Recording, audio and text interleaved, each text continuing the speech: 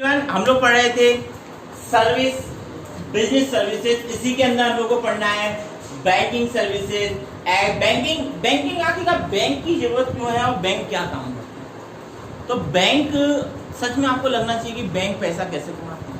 तो जब आप 12th में पहुंचोगे माइक्रो इकोनॉमिक्स में आपको पढ़ाऊंगा तो बताऊंगा बैंक पूरी तरह से पैसा कैसे कमाती है। आखिरकार आपका पैसा उसके हवाले रखा होता है तो अभी वो 4% का इंटरेस्ट दे देती है। एफडी कराते हैं, फिक्स डिपॉजिट कराते हैं तो वो आपको 7%, सीनियर सिटीजन को 8% कैसे दे देती है। आपको लोन प्रोवाइड कराती है, बाकी चीजें क्या प्रोवाइड कराते हैं, क्या क्या चीजें होती है उनके बारे में हम लोग डिटेल में बात करेंगे 12th में। आज हम लोग बैंकिंग सर्विसेज में बात कर रहे हैं। बैंक का काम क्या है, क्या करता है, वो डिपॉजिट को लेने का काम करता है। Deposit of money from the public, public से पैसा लिया जाता है for the purpose of lending and investment. आप लोगों के अकाउंट खुले होंगे, अगर नहीं खुले तो खुलवा काम है। तो भैया आप लोगों के अकाउंट जब खुले हुए हैं तो आपको पता है उसमें आप जो पैसा रखते हैं ना, बैंक उसका क्या करता है। बैंक उसको या तो किसी को उधार देती है या फिर उसको इन्वेस्ट कर देती है किसी और चीज, स्टॉक मार्केट, लोन, बाकी सारी चीजें। तो बैंक का काम क्या होगा, डिपॉजिट को लेती है, deposit of money from the public, public से लेती है और उसका पर्पस होता है लैंडिंग एंड इन्वेस्टमेंट। अब बात करते हैं क्या बैंक में कौन कौन से अकाउंट्स खुले हुए होते हैं। बैंक में जो हम जैसे जो नॉर्मल इंसान है, सादा इंसान, जिनके हाथ पैसा ही कभी कभार आता है, तो जिनका कभी कभार पैसा आता है या रेगुलर इनकम ऐसा नहीं है, बिजनेस नहीं कर रहे, तो वो जो सबसे ज्यादा खुलवाते हैं सेविंग डिपॉजिट अकाउंट। अगर आप मेरी तरह नॉर्मल हैं, आपके पिताजी मेरी तरह नॉर्मल हैं, चाचा जी नॉर्मल हैं, आपके बड़ा भाई नॉर्मल है, तो उनके खुलेंगे सेविंग अकाउंट। सेविंग अकाउंट का होता है बचत खाता। यानी कि आप लोग यो पासबुक अगर आपके पास हो तो अभी जाओ दौड़कर चेक करो, खोलो, वीडियो पॉज करो और पता करो क्या सेविंग अकाउंट है क्या। तो भैया वो होगा आपका सेविंग अकाउंट। सेविंग अकाउंट में क्या फायदा है। सेविंग अकाउंट एक ऐसा अकाउंट होता है जिसके अंदर आप पैसे को जमा करते हैं और एक लिमिट फिक्स है कि इतना पैसा आप जमा कर सकते हैं। उस लिमिट तक आप कहीं पहुंच नहीं पाते तो कोई मतलब नहीं है उसको डिस्कस करने का। तो उस लिमिट तक आप सेविंग अकाउंट में पैसा जमा कर देते हैं। पैसा जमा करने के बाद में क्या होता है, इस पैसे पर आपको अराउंड 4.5% के अराउंड आपको इंटरेस्ट मिलता है। इंटरेस्ट आपका होता है ईयरली, मंथली। दूसरा जो अकाउंट होता है current account, deposit, current deposit account. इस अकाउंट को ज्यादातर लोग बोलते हैं बिजनेस में। क्या फायदा करता है सर ये अकाउंट। ये अकाउंट फायदा करता है कि आप एक दिन में इसमें कितना भी लेन देन कर सकते हो। आपके अकाउंट में फिक्स है, इसमें कोई फिक्स नहीं। आप जितनी बार चाहो उतनी बार बैंक जाओ, पैसा निकालो, पैसा जमा करो, पैसा निकालो, पैसे मांगो। इस पर आपको बैंक ब्याज देती है और इस पर बैंक आपको ब्याज नहीं देती। अगर आपने करंट अकाउंट खुलवाया हुआ अपने फर्म के लिए, अपने बिजनेस के लिए, तो बैंक आपको कोई ब्याज नहीं देगी। इसके अलावा बैंक उल्टा आपसे पैसा ले लेती है। बैंक आपसे 50 से 100 रुपया इस अकाउंट को चलाने के लिए लेती है, आपसे चार्ज करती है। तो वो क्या करें। तो सेविंग अकाउंट और करंट अकाउंट में डिफरेंस है। बोलो क्या क्वेश्चन है। हाँ, करंट अकाउंट में आपका पैसे का कोई लिमिट नहीं है। हाँ, जितना चाहो उतना पैसे का लेन देन कर सकते हो, कोई प्रॉब्लम नहीं है। एक दिन में 15 बार, 20 बार, 25 बार कर सकते हो, कोई प्रॉब्लम नहीं है। इसके लिए बैंक आपसे एक अलग चार्ज होती है। इसकी कोई लिमिट नहीं होती करंट अकाउंट की। जितने पैसे जमा करेंगे उतनी पैसे एक फिक्स पैसा रहता है। आगे बढ़ते हैं, आगे बात करते हैं आरडी यानी कि रैकरिंग। रैकरिंग क्या होता है, एक ऐसा अकाउंट होता है। जब मैं आपको आगे जाके अभी बैंक्स पढ़ा रहा हूँ, बैंक्स के बाद में आपको इंश्योरेंस सेक्टर पढ़ाऊंगा, इंश्योरेंस सेक्टर के बाद में आपको पोस्ट ऑफिस भी पढ़ाऊंगा। तो क्या है, रैकरिंग चलती है। हर बैंक में रैकरिंग होती है। हर बैंक में क्या होता है, पोस्ट ऑफिस में भी रैकरिंग होती है। रैकरिंग को अपन शॉर्टकट में बोलते हैं आरडी। तो रैकरिंग को क्या बोलते हैं, आरडी बोलते हैं। ओके, आरडी में क्या होता है, आरडी को अपन बोलते हैं रैकरिंग डिपॉजिट। रैकरिंग डिपॉजिट में क्या होता है, आप हर महीने 100 रुपये 100 रुपये 100 रुपये जमा कर सकते हैं। 3 साल के लिए, 2 साल के लिए, या इस तरीके से एक फिक्स अमाउंट फिक्स टाइम के लिए करते हैं। आप 100 रुपये का हर मंथ रैकरिंग कर सकते हैं, 1000 रुपये का कर सकते हैं, 500 का कर सकते हैं, मिनिमम 100 रुपये का, और मैक्सिमम आप जहाँ तक ले जाना चाहते हैं वहाँ तक ले जा सकते हैं। रैकरिंग में भी आपको क्या होता है, आज से 5 साल बाद एक फिक्स अमाउंट विद इंटरेस्ट दे दिया जाता है। रैकरिंग भी एक टाइप का क्या है, इन्वेस्टमेंट अकाउंट है। इसमें आप इन्वेस्ट करते हैं रैकरिंग में, और इन्वेस्ट करने के बाद में क्या हो जाता है, इन्वेस्ट करने के बाद में उस पैसे पर आपको इंटरेस्ट मिलता है। इंटरेस्ट के साथ में आपको क्वार्टरली इंटरेस्ट मिलता है, क्वार्टरली कंपाउंड इंटरेस्ट, यानी कि ब्याज के ऊपर ब्याज भी मिलता है। तो अलग अलग स्कीम्स होती है रेकरिंग में, जो आपको बहुत सारे बैंक्स में, पोस्ट ऑफिस में, जगह जगह आपको रेकरिंग की सुविधा मिल जाती है।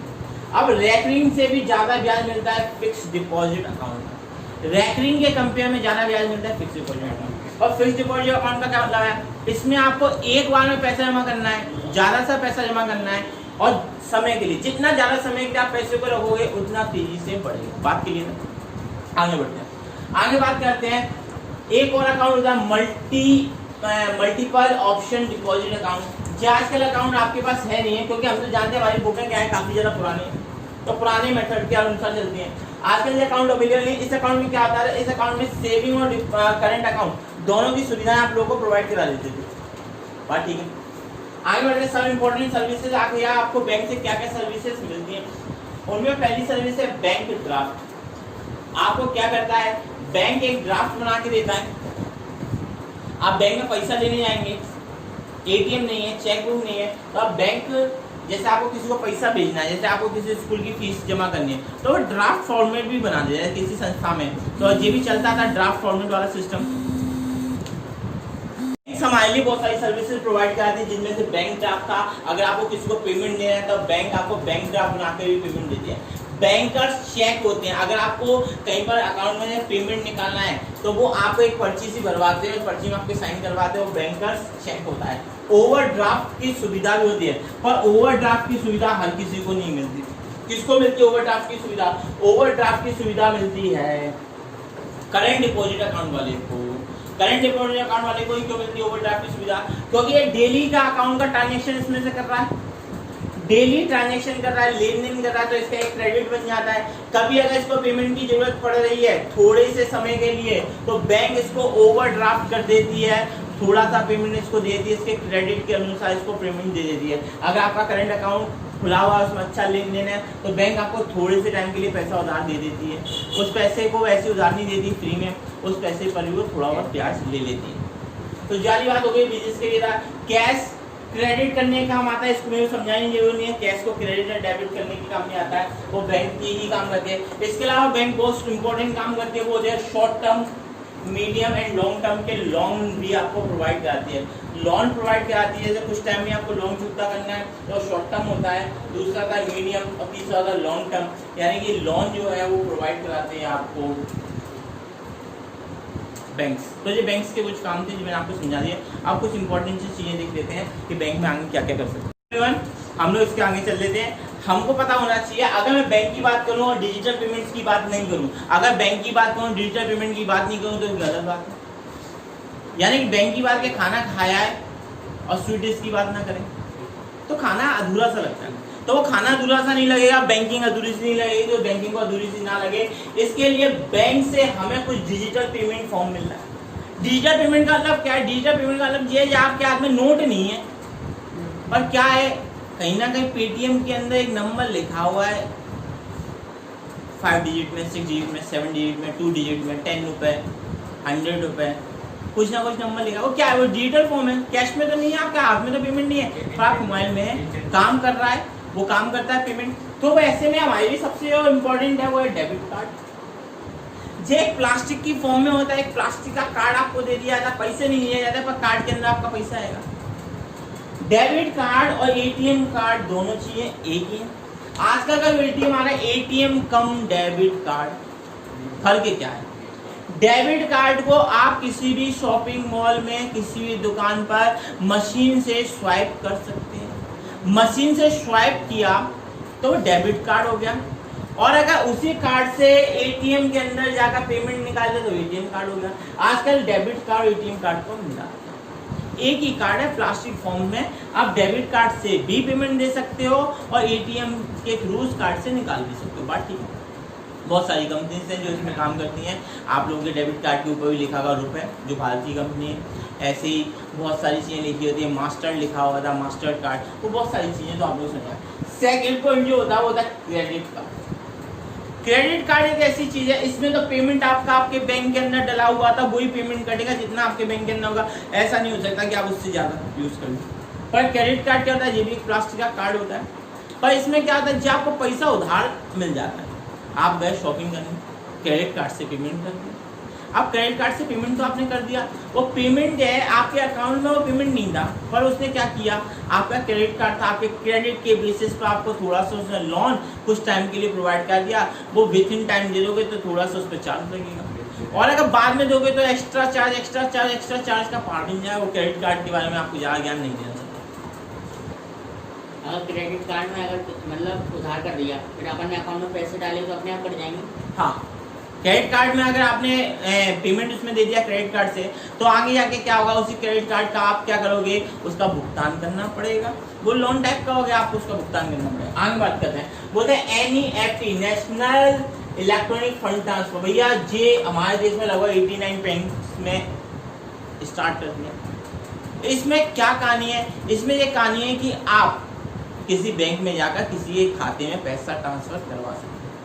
इलेक्ट्रॉनिक फंड ट्रांसफर, आप अपने खाते से दूसरे खाते में क्या कर सकते हैं, फंड ट्रांसफर करा सकते हैं। पर ये फंड ट्रांसफर कराने पर क्या है, अगर 2 लाख रुपए तक का फंड ट्रांसफर कराया तो आपको 50 रुपए का चार्ज देना पड़ता है, और 2 लाख रुपए के ऊपर कराया तो 50 से 500, 500 से 5000, इस तरीके से चेंजेस होता रहता है। तो इसकी डिटेलिंग समझ आती है। ये लगभग हमारे देश के 89% बैंक के पास आजकल अवेलेबल है NEFT। इसका फुल फॉर्म आपको पता होना चाहिए, नेशनल इलेक्ट्रॉनिक फंड ट्रांसफर। इसी के एक स्टेप और आगे चलते हैं। ये लगभग 82% बैंकों के पास है, इसको होता है RTGS। आप लोग सुनते होंगे, बिजनेसमैन आज की बात करते हैं RTGS की, रियल टाइम ग्रॉस सेटलमेंट। इसमें क्या होता है, इसमें नेशनल NEFT में क्या होता है, जैसे आप पेमेंट जमा करने आए, आपको जमा करवाना है, तो लगभग इसको होने में 3 घंटे से 4 घंटे का समय लगता है। एक टोकन मिलता है आपको, उसके थ्रू आपको पेमेंट होता है, तो ये तुरंत की तुरंत नहीं होता। और इसमें क्या रियल टाइम, जैसे आप गए, आपको टोकन मिला, आपने तुरंत पेमेंट जमा किया, तुरंत की तुरंत उसके अकाउंट में पहुंच जाता है। इसको होता है रियल टाइम ग्रॉस सेटलमेंट, यानी हाल के हाल पेमेंट जमा कर दिया। इसमें क्या होता है, पेमेंट आपने जमा किया है, वो जब एक के बाद एक किया, जैसे 10 लोगों ने मेरे पास आया, जिसने पहले जमा किया उसका पहले आएगा, फिर दोबारा आएगा, फिर ऐसे करके सीक्वेंस वाइज चलता है, इसलिए इसमें टाइम लगेगा। इसमें क्या है, इसमें तुरंत और डायरेक्टली जमा होता है, इसमें बोलते हैं RTGS। आजकल लोग RTGS यूज कर रहे हैं, 82% बैंकों के पास RTGS, 18 में आपको समझा दिया। अब बात कहते हैं ई कैश, डिजिटल कैश। आजकल आप बहुत सारे वॉलेट चला रहे हैं, Amazon पे चला रहे हैं, और क्या चला रहे हैं, फोन पे चला रहे हैं, सब क्या है, ई कैश है। इसमें भी आपका अमाउंट रखा होता है, मोबाइल के थ्रू आप चला सकते हैं, इंटेंजिबल एसेट्स टाइप के, तो उसमें भी आपका अमाउंट रखा होता है। आई होप आप लोगों को सारी बातें समझ में आ गई होगी। तो जो आपकी किताबों में इनको और डिटेल में लिखा हुआ है, तो उनको पढ़ें, मेरी सिंपल लैंग्वेज और उसकी टफ लैंग्वेज को मिलाकर एक अच्छी लैंग्वेज बनाएं। Okay, bye bye, take care.